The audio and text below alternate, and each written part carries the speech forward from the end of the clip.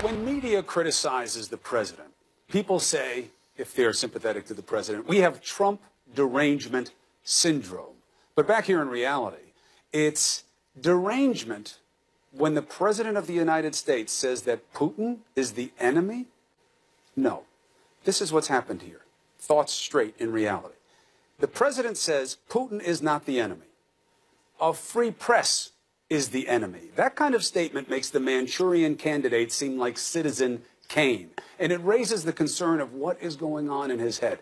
Anthony Scaramucci says he knows, and he's here with us on Prime Time. I don't know if I said I know. You said I know. I'll tell you what this is about. The best I can here. Why would he call a signature American freedom the enemy of the people, and Putin is not? So he means surgically and selectively. He thinks he's been treated badly by certain members of the press. I don't like the rhetoric at all. Okay, I don't like the war declaration on the media. I don't like the calling out of individual journalists. I don't like the specific tweet attacks on the journalists. It's just not for me. Okay, and I would tell him that directly. Look, I was only there for 11 days. I said it 3 or 4 times. You know, at the end of the day, it doesn't help him, okay? He's a television star. I like the fact that he's out on these other networks. Hopefully they'll come on your show or shows here on CNN at some point. He has to have the opportunity to have a free and fair hearing, and he has to knock off the attacks on the press because it's not helping him. He bellives it is helping him, and in fact, they're going in the other direction. They're not going in the direction you're saying they should move. They only go on the mothership at Fox. They don't let people out. Pompeo's coming out tonight. He's only going to talk to Fox tonight. No, but he went on CNBC. He went on CBS. He does. He's trying. The president is trying to expand his television broadcast. Do you think so? Or do you think they're just one-offs to justify the fact that he's been on Fox 50 times as often? No, I don't. Listen, I think Bill Shine is in place, and I think Bill Shine is a very logical, smart, thoughtful guy. And he's giving him honest advice. Tough first week for him to start his job. Yeah, listen, he's a tough guy. He helped build that network over there from scratch, and he knows what he's doing. He's a very competent person. But here's the thing, okay? The best people, you know this and I know this, okay?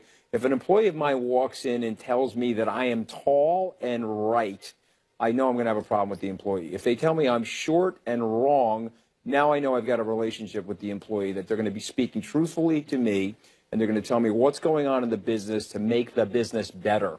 He doesn't have that around him. Well, he's got to get that around him, okay? I think Pompeo's like that. I think Bolton's like that.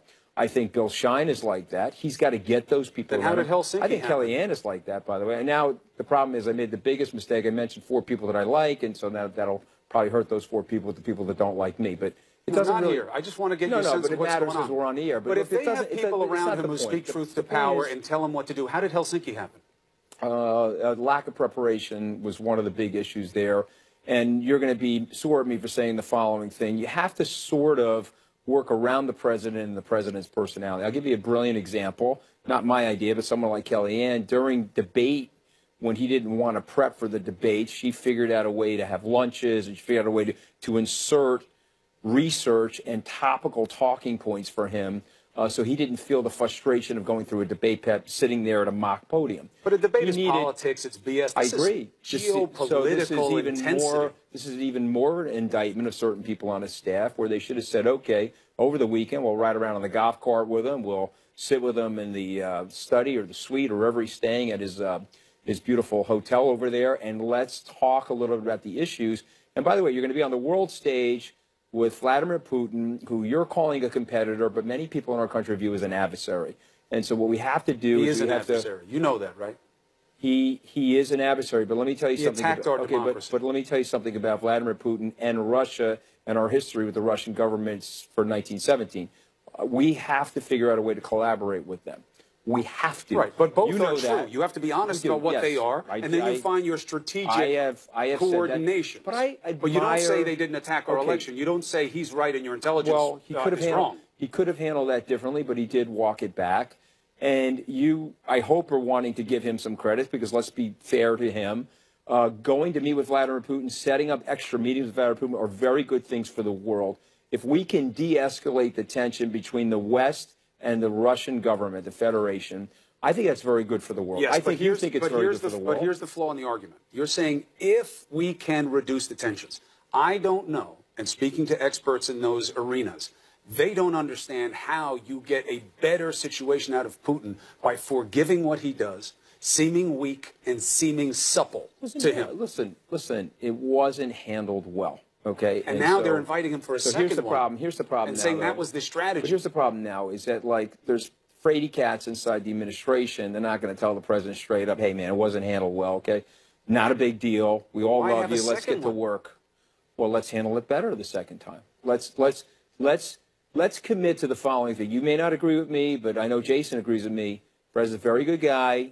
He does not want war. He wants to de-escalate the situation globally. He's for peace and global prosperity. He wants to reduce tariffs, Chris. He wants to create more trade and more trade parity. He's raising tariffs. He's raising tariffs, but he's told everybody, the only reason why I'm raising the tariffs is your tariffs are up here, our tariffs are down here. I'd like you to bring your tariffs down here. But now they're raising their tariffs, and stuff's going to cost us more. They're doing that, and I wrote about this in the FT last week. Yeah, they're doing that because they're getting hit. I get it. And they've got no choice because they've got people that are voting for it. Doesn't speak well of his strategy. Look, that's not even my point. Trade is what it is. That's a political policy. Time out a second. Different. The instincts are great. He's doing a phenomenal job in the economy. The instincts are not great. That's what I'm telling you. Being forgiving of Putin, not great. Calling a free press. No, that's a tactic and a strategy. That was bad. Well, but that's his instinct. Calling a free press the enemy of the American people. Mao did that. Stalin did that. It was done during the French Revolution to kill off opposition. That's not what an American president says. Come on, Anthony. Well, hold on a second. We could be agreeing on one thing there. It speaks to his instinct, what's in his head and in his heart. That's a strategy. Okay, to attack a free press. His instincts are peace, global prosperity, better alliances, protect the United States, put a hurt on our adversaries. But when adversaries, us and our adversaries control 90% of the nuclear arsenal, let's figure out a way to get along. Let's figure out a way to de-escalate it. That'll be very good for the world. The tactics and how they went about it last weekend in Helsinki, they got to get a do-over. How do you know they do it better? Okay, because I know this guy. Dan Coates doesn't even know what was happening. This guy didn't do his best. His best debate was when he was under a lot of pressure. Debate's a BS game. Yeah, that's jazz. That's performance. You think so? Yeah. I don't know. I grew up in it. I know it very well. It's pretty high-stakes stuff, though, when you're running for president. It is. He's a great performer. But with KGB agents, it ain't a game. Okay, and I understand that, but I like what he's doing around the world. And you got to go. I hear you. But he's going to denuclearize the Korean Peninsula.